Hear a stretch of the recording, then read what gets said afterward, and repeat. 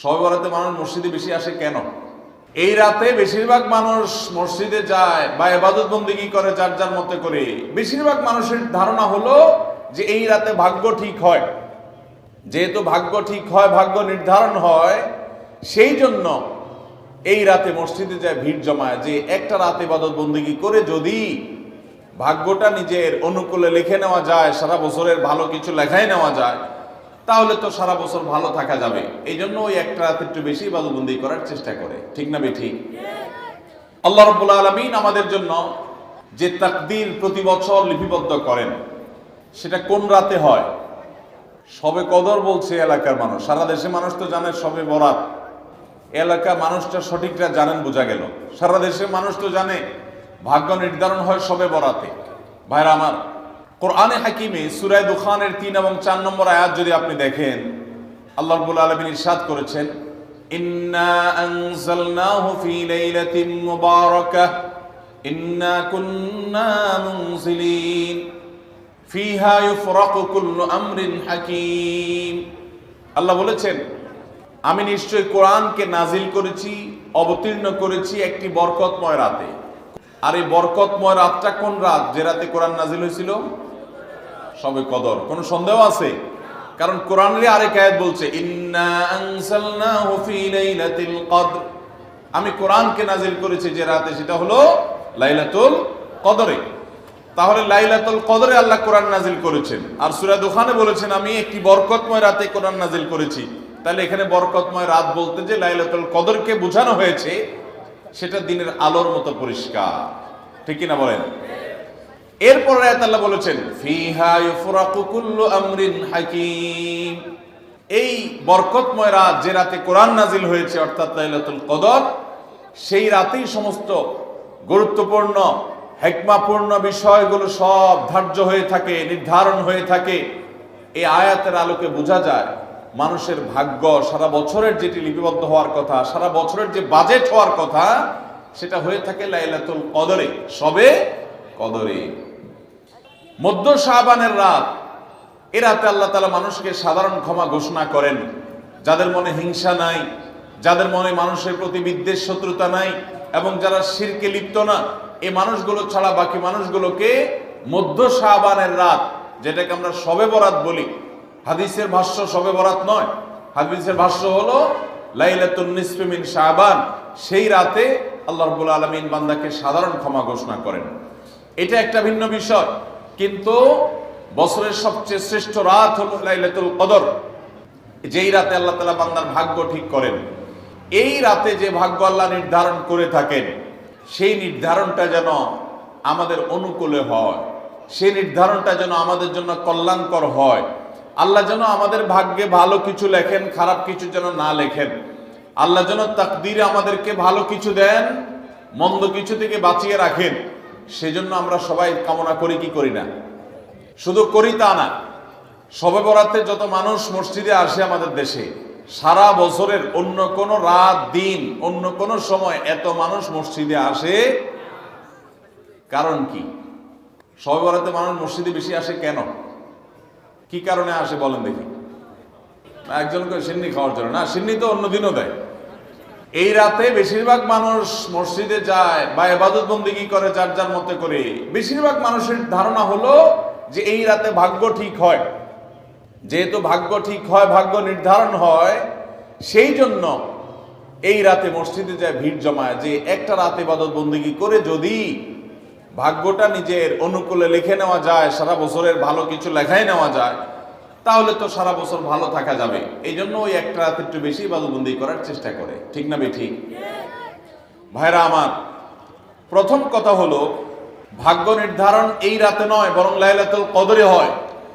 দ্বিতীয় কথা হলো ভাগ্য নির্ধারণের জন্য একটা রাত মসজিদে গিয়ে ইবাদত বন্দেগী করলেই আমার ভাগ্য নির্ধারিত হয়ে যাবে বা ভাগ্য ভালো কিছু লেখা হয়ে যাবে ভাগ্যে, এরকম কোন কথা কোরআন বা হাদিস থেকে পাওয়া যায়?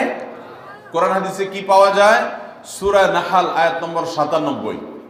আল্লাহ রাব্বুল আলামিন ইরশাদ করেছেন, মান আমিলা সালিহাম মিন যাকারিন আও উনসা ওয়া হুয়া মুমিন, পুরুষ হোক আর নারী হোক, যে কোনো ব্যক্তি যদি ঈমানদার অবস্থায় ভালো কাজ করে, কোরআন হাদিসে নির্দেশিত কাজ, আল্লাহ যা করতে বলেছেন, রাসূল সাল্লাল্লাহু আলাইহি ওয়াসাল্লাম যা করতে বলেছেন, যদি সে কাজগুলো করে, এমত অবস্থায় করে যে সে ঈমানদার, অর্থাৎ ঈমান থাকতে হবে, ঈমান আছে এই অবস্থায় যদি নেক আমল করে, তাহলে কি হবে? আল্লাহ বলেছেন ফালানুহিয়ান্নাহু হায়াতান তাইয়্যিবাহ, তাহলে সেই পুরুষ সে নারীকে আমি পবিত্র জীবন দান করব। এই পবিত্র জীবনে মানুষ সুখী থাকবে, এই পবিত্র জীবনে মানুষ সমৃদ্ধ থাকবে, এই পবিত্র জীবনে মানুষ ভালো থাকবে, নেক থাকবে। ওয়ালানাজজিয়ান্নাহুম আজরাহুম বিআহসানি মা কানু ইয়ামালুন, এবং এই ইমানদার নারী পুরুষরা যদি নেক আমল করে, ভালো কাজ করে যদি সব সময়, তাহলে সেক্ষেত্রে আল্লাহ বলেছেন তারা যে ভালো কাজ করেছে ওইটা সবচেয়ে উত্তম বিনিময় আমি তাদেরকে দান করব। তাহলে এই আয়াত থেকে প্রমাণ হয়, যদি কেউ ঈমান আনার পর নেকামল করতে থাকে, নেকামল করতে থাকে, একদিনের নেকামল নয়, এক রাতের নেকামল নয়, সারা বছর জুড়ে সারা জীবন ধরে ভালো কাজ করার চেষ্টা যদি কেউ করে, আল্লাহ তাআলা তাকে পবিত্র জীবন দিবেন, সৌভাগ্যবান মানুষের জীবন দিবেন, সুখী মানুষের জীবন দিবেন। এখান থেকে বোঝা যায় কি, ভাগ্য নির্ধারণের জন্য এক রাত আমল করতে হবে নাকি সারা বছর? সূরা আরাফ আয়াত নম্বর 96, ওয়ালাউ আন্না আহলাল কুরা আমানু ওয়াত্তাকাউ, যদি কোন জনপদের লোকেরা ঈমান আনে আর তাকওয়া অবলম্বন করে। তাকওয়া কি? তাকওয়া হলো আল্লাহর ভয়ে সে আল্লাহর নির্দেশগুলো মানে আর হারামগুলো বর্জন করে, এরকম যদি কেউ করে, লাফাতাহনা আলাইহিম বারাকাতিম মিনাস সামাই ওয়াল আরদ, আল্লাহ বলেছেন তাহলে ওই ব্যক্তিকে আসমান এবং জমিন থেকে সমস্ত বরকত সমূহের দুয়ার সবগুলো তার জন্য খুলে দেওয়া হবে। তাহলে বোঝা গেল মানুষের জীবনে বরকত নাজিল হবে, মানুষ সুখে থাকবে, ভালো কিছু তার তাকদিরে লেখা হবে। তখন যখন বান্দা নেক আমল করে, যখন বান্দা গুনাহ থেকে বাঁচে, তাকওয়া অবলম্বন করে, তখন তার ওই এক রাত্রে গিয়ে আলাদা কিছু দোয়া বা বিশেষ পদ্ধতির কোনো জিকির আজকার এটা প্রয়োজন হয় না, বরং সে সারা বছর জুড়ে আল্লাহ তাআলা তার নসিবে ভালো কিছু লেখেন, যদি সে বছর জুড়ে সারা জীবন ধরে নেক আমল করে গুনাহ থেকে বাঁচে। ভাইরা আমার, ধরুন আপনার বাসায় দুটা মেশিন আছে, সেলাই মেশিন আছে। আপনার যেই মেশিনটা ভালো, এটা দিয়ে আপনার কাজ হয়, প্রোডাকশন হয়, ওই মেশিনটাকে তেল মোবিল আপনি ঠিক মতো দিবেন কি দিবেন না? যেহেতু ওইটা সার্ভিস দেয় আপনাকে, ওখান থেকে আপনার প্রোডাকশন হয়, ভালো কিছু অর্জিত হয়, সেজন্য আপনি অটোমেটিকলি সেটার জন্য বিদ্যুৎ সাপ্লাই দিবেন, গ্যাস লাগলে গ্যাসের সাপ্লাই যে মেশিনের জন্য দরকার সেটা দিবেন, তেল মোবিল যা যা দেওয়া দরকার সেটা দিবেন, নষ্ট হলে সাথে সাথে ওটা ঠিক করাবেন, যা যা দরকার সব ব্যবস্থা আপনি করবেন। কারণ মেশিনটা আপনার প্রোডাক্টিভ, মেশিনটা আপনার প্রোডাকশন দিচ্ছে, এখান থেকে ভালো কিছু পাওয়া যাচ্ছে, সেজন্য আপনি এটা দিবেন। আরেকটা মেশিন যদি হয় যে মেশিন থেকে আপনার কোনো সার্ভিস আপনি পান না, প্রোডাকশন দেয় না, মেশিনটা নষ্ট হয়ে অকেজো হয়ে পড়ে আছে, তাহলে ওই মেশিনে কি আপনি বিদ্যুৎ সাপ্লাই দিবেন? ওখানে কি আপনি অন্য যা দরকার আছে তেল মোবিল নিয়মিত দেওয়া, এগুলো কি আপনি করবেন? করবেন না। হ্যাঁ, ওইটার জন্য মাসে মাসে কিস্তি যদি দেওয়ার দরকার হয়, আগে থেকে কিনা থাকে, তাহলে আপনি হয়তো কিস্তি পরিশোধ করবেন। অন্য কিছু আগে থেকে করা দরকার আছে সেটা আপনি করবেন। আল্লাহ রাব্বুল আলামিন ঠিক একইভাবে তার যে বান্দারা তার অনুগত থাকে, তাকওয়া অবলম্বন করে, হারাম থেকে বাঁচে, গুনাহ থেকে বাঁচে, ফরজ কাজগুলো করে, আল্লাহ তাআলা তার সেই বান্দাদের জন্য ভালো কিছু তাদের তাকদীরে লিপিবদ্ধ করেন, তাদের জন্য নসিবে ভালো কিছু রাখেন, তাদেরকে সুখের জীবন দান করেন, সৌভাগ্য দান করেন, আল্লাহ তাআলা প্রকৃত প্রশান্তি মনের সেটা দান করেন। আল্লাহর ঈমানদার এবং নেককার বান্দাদেরকে, আমলে সালেহ কর্মওয়ালা বান্দাদেরকে, মুত্তাকি পরহেজগার বান্দাদেরকে। আর যারা আল্লাহর এই আনুগত্য করে না, যারা আল্লাহ রাব্বুল আলামিনের প্রতি ঈমান আনে না, যারা নেক আমল করে না, যারা তাকওয়া অবলম্বন করে না, এই মানুষগুলো তাদেরকে আল্লাহ তাআলা ওই দুনিয়াতে বেঁচে থাকার জন্য, দুনিয়া সিজনুল মুমিন ওয়া জান্নাতুল কাফির হাদিসে আসছে, ঈমানদারের জন্য হলো জেলখানা আর কাফিরের জন্য জান্নাতের মতো যা খুশি করতে পারে। আল্লাহ তাআলা তাকে কিছু রিজিক দিয়ে বাঁচায় রাখেন, কিন্তু এই রিজিকের কোনো মূল্য আল্লাহর কাছে নাই। নবী করিম সাল্লাল্লাহু আলাইহি সাল্লাম বলেছেন, যদি দুনিয়া এবং দুনিয়ার মধ্যে যা কিছু আছে এগুলো যদি মাছির ডানার মতো মূল্য রাখতো, তো আল্লাহ তাআলা দুনিয়াতে আল্লাহর প্রতি অবিশ্বাসী কাউকে এক ঢোক পানিও পান করতে দিতেন না। এখান থেকে বোঝা গেল এই দুনিয়া যত কিছু আমরা ভোগ করি এগুলো আল্লাহ রাব্বুল আলামিনের কাছে এগুলো 2 পয়সার কোনো দাম নাই। বিশেষ করে যারা আখিরাতে বিশ্বাসী না, যারা আল্লাহর প্রতি ঈমান নাই, সে কাফেরদের জন্য এগুলো আল্লাহ তাআলা দিয়ে থাকেন, কারণ এগুলো সামান্য সময়ের ভোগ, অনন্ত অসীমকালের সুখ এবং দুনিয়ার প্রকৃত প্রশান্তি। এটা আল্লাহ শুধু তার ঈমানদার বান্দাদের জন্যই বরাদ্দ করে রেখেছেন। তো এই আয়াত থেকে, হাদিস থেকে বোঝা যায় যে ঈমানদাররা যখন নেক আমল করবে তাদের জন্য আল্লাহ তাআলা নসিবে ভালো কিছু দিবেন, তাদের জন্য আল্লাহ তাআলা তাদের ভাগ্যে ভালো কিছু দিবেন, তাদের ভাগ্য সুপ্রসন্ন হবে। আর যদি কেউ বদামল হয় তাহলে আল্লাহ রাব্বুল আলামিন তার জন্য প্রকৃত প্রশান্তি, আসল সুখের ঠিকানা, সেটা আল্লাহ তাআলা তাদেরকে কখনো দিবেন না। অতএব আমরা যদি চাই আমাদের ভাগ্যে ভালো কিছু লেখা হোক, তাহলে প্রথম কাজ করতে হবে আমাদেরকে নেক আমল করতে হবে। ঈমান আনার পর কি করতে হবে? নেক আমল করতে হবে। আল্লাহ আমাদের সবাইকে সে তৌফিক দান করুন। আমরা যদি ঈমান আনার পর নেক আমল করি, ভালো কাজে লিপ্ত হই, তাকওয়া চর্চা করি, তাহলে আল্লাহ রাব্বুল আলামিন আমাদের ভাগ্যে ভালো কিছু রাখবেন। এই ব্যাপারে একজন ঈমানদারের ঈমান মজবুত থাকতে হবে। আরেকটা উপমা নেই আমরা। ধরুন একজন জনপ্রতিনিধি, ওনার যারা প্রচার প্রচারণা করে, ওনার পক্ষে যারা মানুষের কাছ থেকে ভোট কালেকশন করে, সংগ্রহ করে, এই জনপ্রতিনিধির কাছে যদি কোনো রিলিফের মাল আসে, সরকারি চাল ডাল ইত্যাদি এসব যদি আসে, তিনি তার এলাকার মানুষদেরকে, ভোটারদেরকে, জনগণ তাদেরকে তিনি, যারা অভাবী, যারা এটার হকদার, তাদেরকে দিবেন। এটা তার দায়িত্ব, কর্তব্য থাকে। যদি তার কোনো আগে থেকে তার দলের কোনো কর্মী থাকে, নির্বাচনের সময় তার অনুগত কোনো মানুষ থাকে যে তার পক্ষে কাজ করছে অনেক বেশি, তো এই লোকটার যদি রিলিফের দরকার হয়, সে কি ওই চেয়ারম্যান সাহেবের কাছে আর জনপ্রতিনিধির কাছে ধর্ণা দিয়ে আলাদা পিছনে লাইন ধরে ঘুরতে হবে? তার অটোমেটিক তাকে দেয়া হবে, কারণ সে আগে থেকেই তার লোক। অতএব অন্য 10 জন যদি পায়, এই লোক বরং তারও আগে পাবে। ঠিক একইভাবে যে সারা বছর জুড়ে নেক আমল করে, তাকওয়া অবলম্বন করে, গুনাহ থেকে বাঁচে, আল্লাহর আনুগত্য করে, আল্লাহর আদেশ নিষেধগুলো মেনে চলে, 5 ওয়াক্ত নামাজ পড়ে, হালাল হারাম বাজ বিচার করে চলে, আল্লাহর ভয় অন্তরে লালন করে, ওই আল্লাহর বান্দাকে আল্লাহ যখন ভাগ্য লিপিবদ্ধ করবেন, আল্লাহ যখন বাজেট ঘোষণা করবেন, তখন আল্লাহ তাআলা তার সেই ঈমানদার, সেই মুত্তাকি বান্দার জন্য বাজেট রাখবেন ভালো। এটা তো বলার অপেক্ষা রাখে। অতএব ভাগ্য সুপ্রসন্ন হওয়ার জন্য, ভাগ্যে ভালো কিছু লেখা হওয়ার জন্য এক রাতের ইবাদত নয়। এই সমস্ত আয়াত, হাদিস, উপমা থেকে আমরা বোঝাবার চেষ্টা করছি যে আমাদেরকে করতে হবে সারা বছর জুড়ে ভালো কাজের চর্চা, নেক আমলের চর্চা। তাহলে আমরা নেক আমলের মাধ্যমে আল্লাহ রাব্বুল আলামিনের কাছ থেকে ভালো কিছুর ফয়সালা পাবো ইনশাআল্লাহ। মোহতারাম হাজরিন, আমরা অনেকে দোয়ার জন্য অনেক অস্থির হই, পেরেশান হই যে অমুক হুজুর যেন আমার জন্য একটু দোয়া করে দেন, ইমাম সাহেব আমার জন্য একটু দোয়া করে দেন। বড় কোনো আলেম পাইলে আমরা দোয়ার জন্য অনেক চেষ্টা করি যে ভাই আপনি একটু আমার জন্য দোয়া করে দেন। এটা ভালো, এটা খারাপ কিছু না।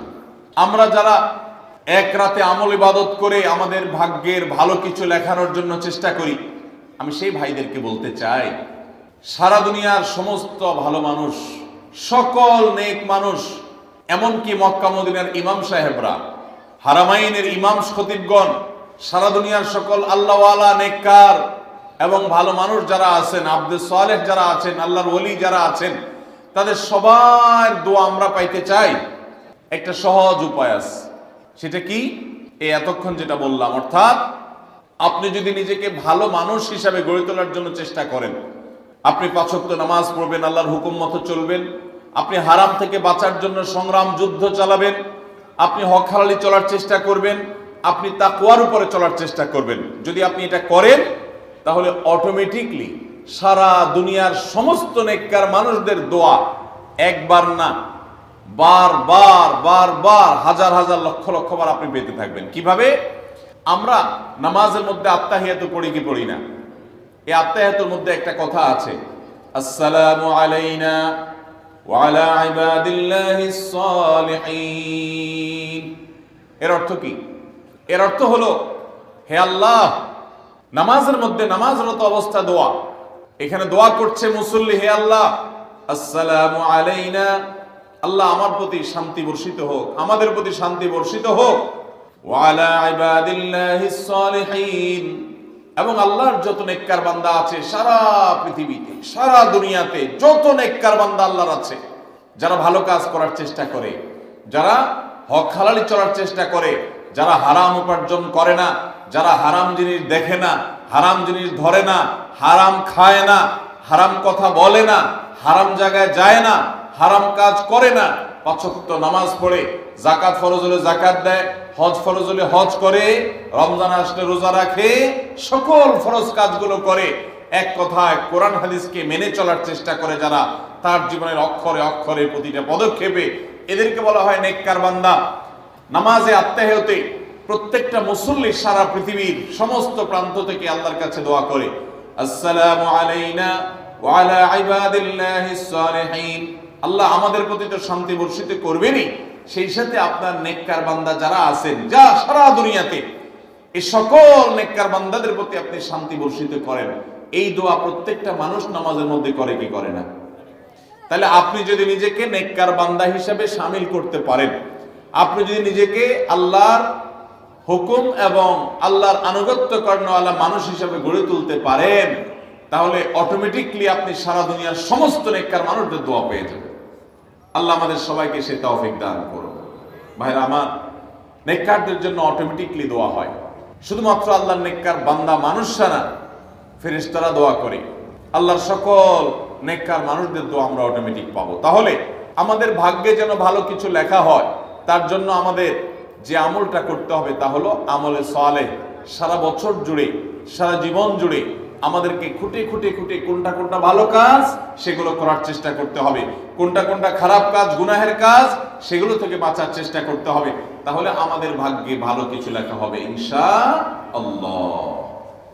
সহিহ বুখারীর একটি হাদিস থেকে আমরা আমাদের নসিবে ভালো কিছু আল্লাহ তাআলা লিপিবদ্ধ করবেন এরকম একটি আমলের কথা আমরা জানি।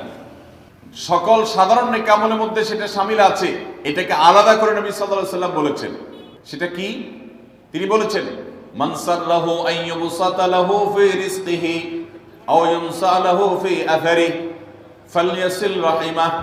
মান সাল্লাহা লাহু আইয়ুবসাতা লাহু ফি রিজকিহি আও ইউনসা লাহু ফি আথারিহি, যে ব্যক্তি চায় তার রিজিককে প্রশস্ত করে দেওয়া হোক, তার রিজিকে বারাকা দেওয়া হোক এবং তার হায়াত বৃদ্ধি করে দেওয়া হোক, এটা যে চায়, ফালইয়াসিল রাহিমাহ, সেই জন্য তার রক্ত সম্পর্কীয় আত্মীয়দের সাথে সুসম্পর্ক বজায় রাখে, সেই জন্য তার রক্ত সম্পর্কীয় আত্মীয়দের সাথে সম্পর্ক সবসময় জুড়ে রাখে, সম্পর্ক যেন ভালো রাখে, তাদের সাথে সম্পর্ক যেন ছিন্ন না করে, তাহলে সেক্ষেত্রে তার হায়াত এবং তার রিজিকের মধ্যে বরকত দেয়া হবে, কল্যাণ দেয়া হবে, লিপিবদ্ধ করা হবে, এই ফয়সালা তার জন্য করা হবে। এই হাদিস থেকে বোঝা যায় যে আমাদের হায়াত, আমাদের রিজিকের মধ্যে বরকত হবে, কল্যাণ হবে, ভাগ্যে নসিবে ভালো কিছু আল্লাহ তাআলা দিবেন যদি আমরা রক্ত সম্পর্কীয় আত্মীয়দের সাথে সুসম্পর্ক বজায় রাখি। আজকাল আমাদের সমাজে অনেক মানুষ আছেন যে নামাজ রোজা করেন, ওয়াজ মাহফিলে যান, কোরআন তেলাওয়াত করেন, জিকির আজকার তাসবিহ তেলাওয়াত করেন, কিন্তু নিজের রক্ত সম্পর্কে আত্মীয়দের সাথে সম্পর্ক ভালো নাই। আছে না নাই? আপনার আত্মীয় যদি নিজে থেকে সম্পর্ক ছিন্ন করে চলে যায় তাহলে তো আর আপনার দোষ নাই, কিন্তু আপনি নিজে থেকে কখনো আপনার রক্তের যে আত্মীয়, যাদের সাথে রক্তের সম্পর্ক আছে, এরকম কারোর সাথে সম্পর্ক ছিন্ন করতে পারবেন না, এটা হারাম। নবী করিম সাল্লাল্লাহু আলাইহি ওয়াসাল্লাম বলেছেন, যে ব্যক্তি আত্মীয়তার সম্পর্ককে রক্ষা করবে আল্লাহ তাআলা তাকে রক্ষা করবেন, যে আত্মীয়তার সম্পর্ক ছিন্ন করবে, তাকে ত্যাগ করবে, আল্লাহ তাআলা ওই ব্যক্তিকে ছিন্ন করবেন। এই জন্য আত্মীয়তার সম্পর্ক রক্ষা করা এটা আমাদের ভাগ্য সুপ্রসন্ন হওয়ার অন্যতম মাধ্যম। আত্মীয়তার সম্পর্ক রক্ষা করা বলতে কাদের সাথে সম্পর্ক বজায় রাখতে হবে? যাদের সাথে রক্তের সম্পর্ক আছে আপনার। তারা কারা? আপনার শরীরে আপনার বাবার রক্ত আছে, রক্ত সম্পর্কীয় আত্মীয়, আপনার বাবার সাথে আপনার ব্লাডের কানেকশন আছে, আপনার মায়ের সাথে আপনার ব্লাডের কানেকশন আছে, এবং মায়ের সাথে ব্লাডের কানেকশন থাকার কারণে মায়ের দিককার আত্মীয় আপনার মামা, আপনার খালা, আপনার নানা নানি, তারা হলো আপনার রক্ত সম্পর্কীয় আত্মীয়। ঠিক একইভাবে আপনার বাবার দিককার রক্ত সম্পর্কে আত্মীয় হলেন আপনার দাদা দাদি, আপনার চাচা, আপনার ফুফু এবং চাচাতো ভাই বোন, ফুফু যিনি তার রক্ত আপনার বাবার রক্ত এক, সেজন্য তারা রক্তের আত্মীয়। ভাই বোন তো আছেই, তো এই রক্তের আত্মীয়দের সাথে অনেকে সম্পর্ক বজায় রাখে না, কোনো কারণে সম্পর্ক ছিন্ন করে ফেলে, এটা হারাম। আমরা দুনিয়াতে অনেক বন্ধু বান্ধবের সাথে সম্পর্ক ভালো রাখি, অনেক দোস্তের সাথে সম্পর্ক ভালো রাখি, অথচ আমাদের এই রক্ত সম্পর্কে আত্মীয়গুলোর সাথে সম্পর্ক ভালো রাখা হয় না। মোহতারাম হাজরিন, আমাদের নসিবে আল্লাহ ভালো কিছু দেখ, আমরা সবাই চাই কি চাই না? তাহলে শবে বরাতে রাতভর আপনি দোয়া জিকির আজকার করলেন, কান্নাকাটি করলেন, আর মিলাদ মাহফিল করলেন, আশা করলেন আপনার ভাগ্যে ভালো কিছু লেখা হবে। আপনার ভাগ্যে ভালো কিছু লেখা হবে না যদি আপনি আপনার রক্ত সম্পর্কে আত্মীয়র সাথে সম্পর্ক ছিন্ন করে বসে থাকেন। কারণ আপনার জীবনে, আপনার রুজিতে, আপনার ইনকামে, উপার্জনে বরকত হওয়ার পূর্ব শর্ত হলো আপনার এই রক্ত সম্পর্কে আত্মীয় স্বজনের সাথে সুসম্পর্ক বজায় রাখা। হ্যাঁ, তারা যদি সুসম্পর্ক বজায় রাখতে গেলে আপনার ক্ষতি করে, আপনাকে বিপদে ফেলে, তাহলে আপনি নিজেকে বাঁচাতে পারেন, আত্মরক্ষার জন্য আপনি দূরত্ব বজায় রাখতে পারেন। কিন্তু তাই বলে তাদের সাথে আপনি সম্পর্ক নষ্ট করে থাকবেন, তাদেরকে ভুলে থাকবেন বা তাদের সাথে সম্পর্ক রাখবেন না, এটা কিন্তু জায়েজ হতে পারে না।